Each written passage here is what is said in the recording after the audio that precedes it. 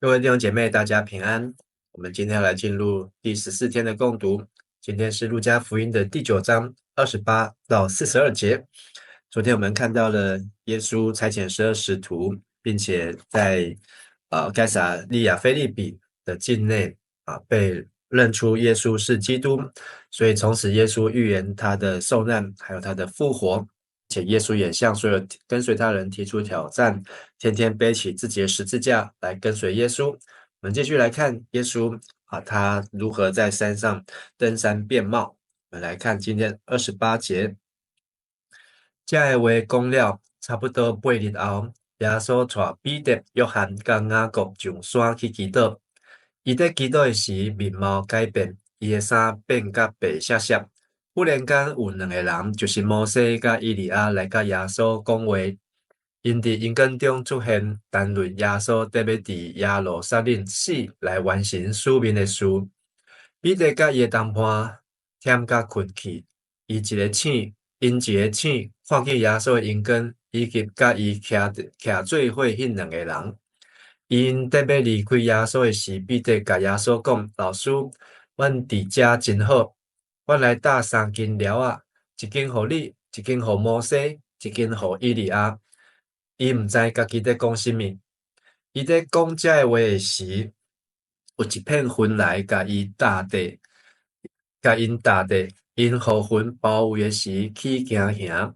有声对云出来讲：这个是我的囝，我所拣选的，恁着听叹伊。耶稣迄个声讲了，敢若剩耶稣一个伫遐。有一段时间，云图拢点点，无甲人讲起因所看见的代志。在耶稣传道的第3年，那是从5000人吃饱开始，然后再来就是彼得认耶稣是神的儿子，然后耶稣提到他要遇害的事情，接下来就是登山变相，还有医治癫痫的孩子。那在这个耶稣第9章的28节，这些话后约有8天哦。路加福音说8天，那但是在马可还有马太是说6天哦，过了6天。那耶稣离开了这个该撒利亚腓立比，可能登山，所以有人认为这座山呢，就是在那附近的山是黑门山，是黑门山。那在黑门山呢，就是在加利利在北边的该撒利亚腓立比，最近的山就是黑门山哦。黑门山如果是这个12支派的地呢，就是最北界，是在但支派但支派应该要占领的地方。那从加利利海到该撒利亚腓立比，再到黑门山，这是更北的地方。那表示说，耶稣在这里都问人说人子是谁，表示在整个迦南地当中，耶稣的名声不仅传遍迦南地，到迦南地的最北界都听到了耶稣的名声了。所以不论是加利利海的西岸，加百农、格尼撒勒湖，还有耶稣的故乡拿撒勒，或是在加利利海的东岸，这个加大拉，或是葛拉森，还有提到的伯赛大，那一路到北该撒利亚腓立比的境内，耶稣的名声的确传遍了那地方。而有彼得、约翰、雅各，耶稣带着这3个门徒，12个当中，耶稣特别挑了3个。那这3个门徒的组合呢，我们在第8章的51节有看到，8章51节就是耶稣医治雅鲁的女儿。那还有呢，在马可福音14章可以看到，耶稣最后一次去客西马尼园的时候，也是带这3个，那还包括登山变貌。所以这3个门徒呢，跟耶稣的经历呢，很多奇特的事情，但耶稣很多事情要他们不要告诉别人，所以可能也是事后来写出来的。黑门山的高度呢，大约有2700公尺啊。那在马可福音第9章有记载。那耶稣上了山，一开始是祷告，祷告的时候呢，面貌改变了，而且呢，衣服洁白放光。那这个放光呢，一直到摩西也来了，以利亚也来了，都来和耶稣说话在荣光当中那么以利亚呢，他是乘着火车火马被旋风被接到天上去，而摩西呢是在尼坡山上看着这个迦南地的时候，上帝就让他在山上接去，但是没有人找得到摩西的尸体那但是呢，这两位呢，都同时在耶稣是基督被宣告出来之后，在该撒利亚腓利比在黑门山上祷告时候呢，耶稣向这两个人一起说话，但是那三个学生呢，却因为疲倦都在打盹30节讲到他们都被沉重的睡眠压制住，以至于他们没有办法与耶稣与这个以利亚、摩西一起对话。当他们醒过来的时候呢，彼得就是他们以利亚和摩西要和耶稣分离的时候呢，彼得提出建议说，哇，他们在这里真好能够为他们来搭3座棚，意思就是说，希望他们能够继续住在山上继续在这个地方，因为在上帝的殿里的一日，胜似在世上千日所以彼得呢也很主动的提议说，他们是不是让大家可以把他们留住，让他们可以在这边继续的住下来呢？但是呢，在说话的时候呢，就有云彩来遮盖，然后呢，有云彩当中有声音说什么呢？这是我的儿子，我所拣选的，你们要听从他。那以赛亚书42章第1节说：看哪，我的仆人，我所扶持、所拣选，心里所喜悦，我已将我的灵赐给他，他必将公理传给外邦。那也是印证耶稣是弥赛亚。但是这个云来了，传出了上帝的话的声音之后呢，36节说，这时候不见一人，只见耶稣只看到耶稣一个人在那个地方，所有的人都不见了，所以一切好像又回到原状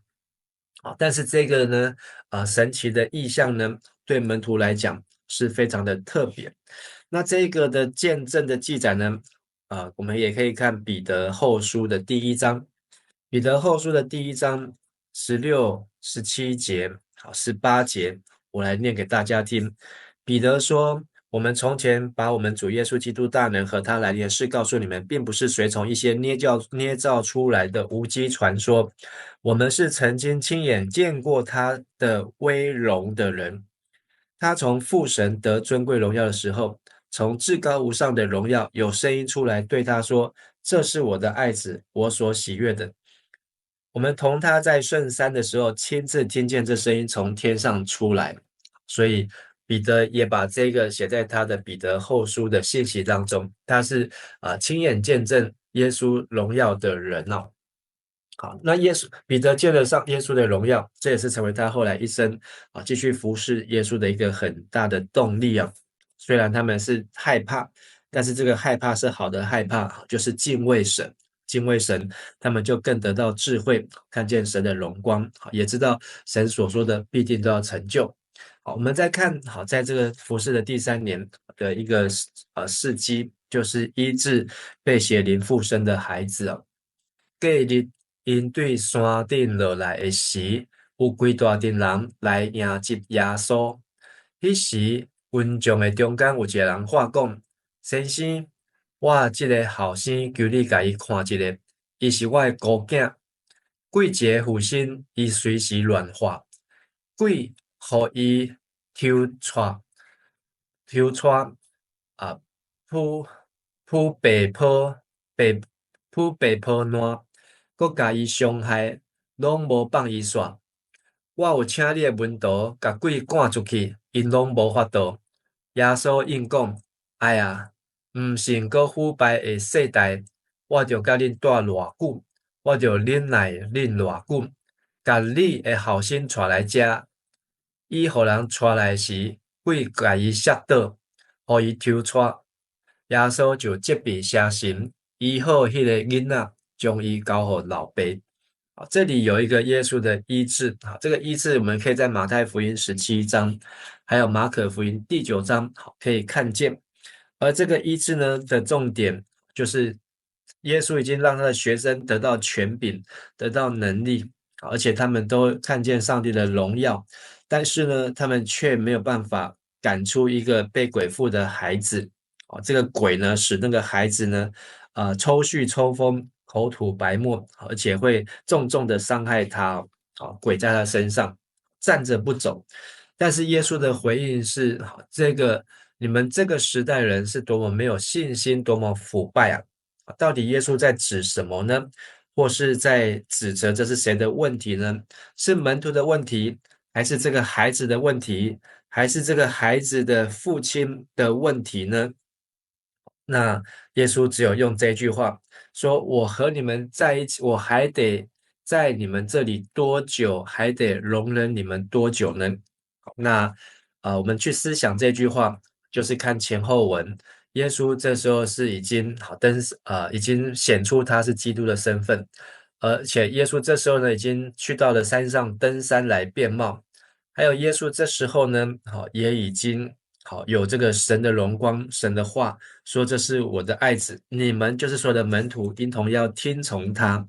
应该要像彼得一样来继续跟着耶稣这样子的服侍来服侍。但是呢，耶稣在这里的回应说，这不幸悖逆的世代，耶稣还要忍耐多久？我们同样的记载在马太17章、马可第9章，我们可以看到马太17章的时候，耶稣的重点是你们要有信心，好像芥菜种一样的时候。所以耶稣对这个被鬼附的父亲的教导的重点，就是呢要有信心，像芥菜种。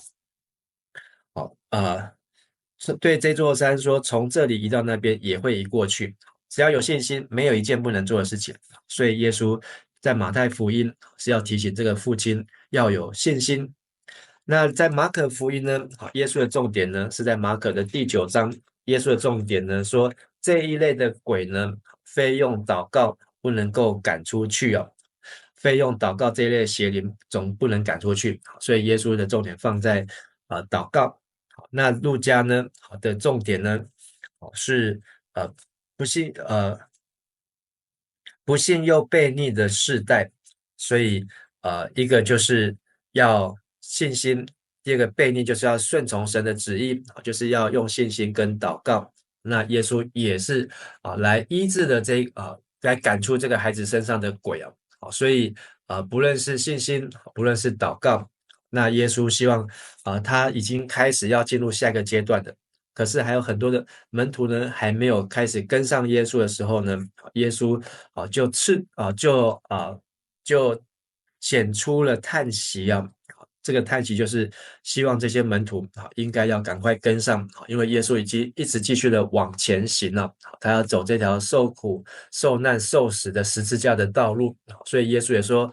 要天天背起自己的十字架来跟从。而不是只有把这些事情通通交给耶稣耶稣你还在我们当中，好，你来替我们处理。耶稣，好，这个工作我做不来，好，你来替我处理。而是我们要背自己的十字架。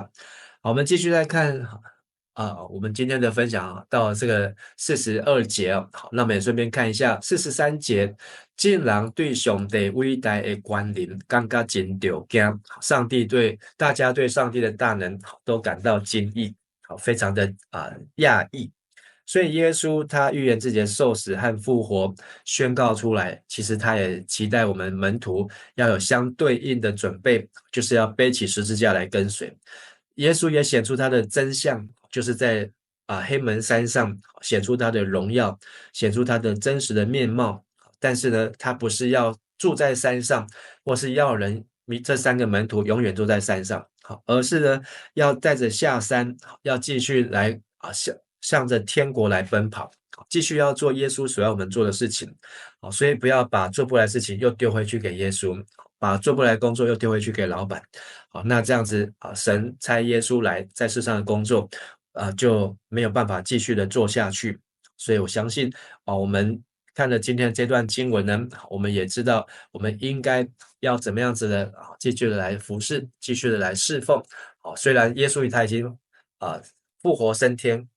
而我们不是这样把耶稣再从天上再叫回来，再为我们钉一次十字架，再为我们重新降生在马槽，或是再为我们来医病和赶鬼，而是耶稣早就已经把这样的权柄、这样的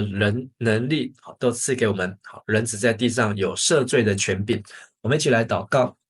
谢谢爱我们的父神，让我们看见耶稣他的真实的样貌，是一个洁白、放光、荣耀的样貌。耶稣也要我们知道，我们将来所要